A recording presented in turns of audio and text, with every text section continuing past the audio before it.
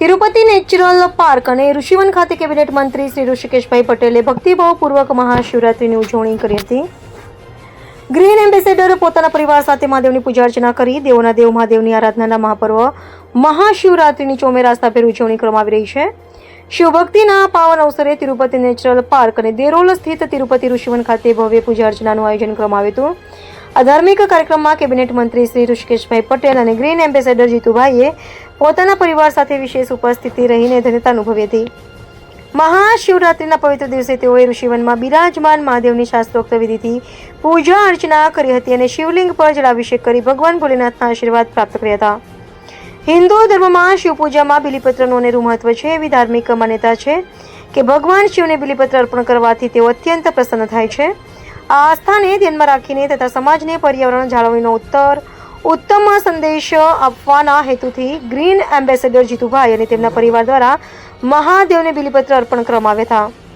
વિશેષ રૂપથી આ પવિત્ર દિવસે માત્ર બિલીપત્ર ચડાવવા પૂરતું સીમિત ન રહેતા તિરુપતિ ઋષિવન પરિસરમાં બિલીના નવા વૃક્ષોનું વાવેતર પણ કરવામાં આવ્યું હતું. પ્રકૃતિ પ્રેમ અને ઈશ્વર ભક્તિનું આ કાર્ય સૌ માટે પ્રેરણાદાયક બની રહ્યું હતું.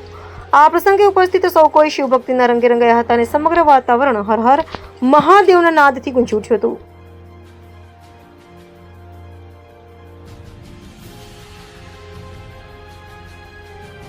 देव की जय, भोलेनाथ की जय। આજે મહાશિવરાત્રિનો દિવસ હોવાથી અમે ઋષિવનમાં શિવરાત્રિની પૂજા કરી રહ્યા છીએ. શિવ આ બિલીપત્રથી પસંદ થતા હોય છે એવું શાસ્ત્રો કહે છે. તો દર વર્ષે અમે શિવરાત્રિના દિવસે 111 બિલીના ઝાડ વાવીએ છીએ. તો એના ભાગરૂપે આજે અકુભાઈ અમારા ઋષિવનમાં વિથ ફેમિલી છોકરાઓ સાથે પધાર્યા છે.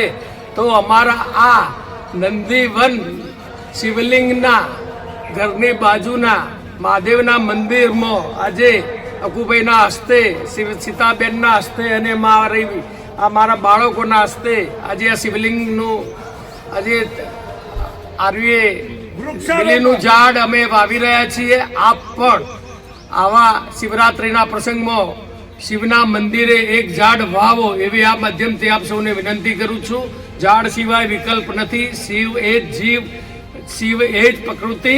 જય નારાયણ દેવ, કૃષ્ણારાયણ દેવ કી જય. ગ્રીન ગ્લોબલ બ્રિગેડ અકુભાઈના હસ્તે આપણે આ ઝાડનું બધા બાળકોના હસ્તે આ ઝાડ આજે આપણે અહીંયા વાવી રહ્યા છીએ. બધા બાળકો આવે અને અકુભાઈ આ ઝાડ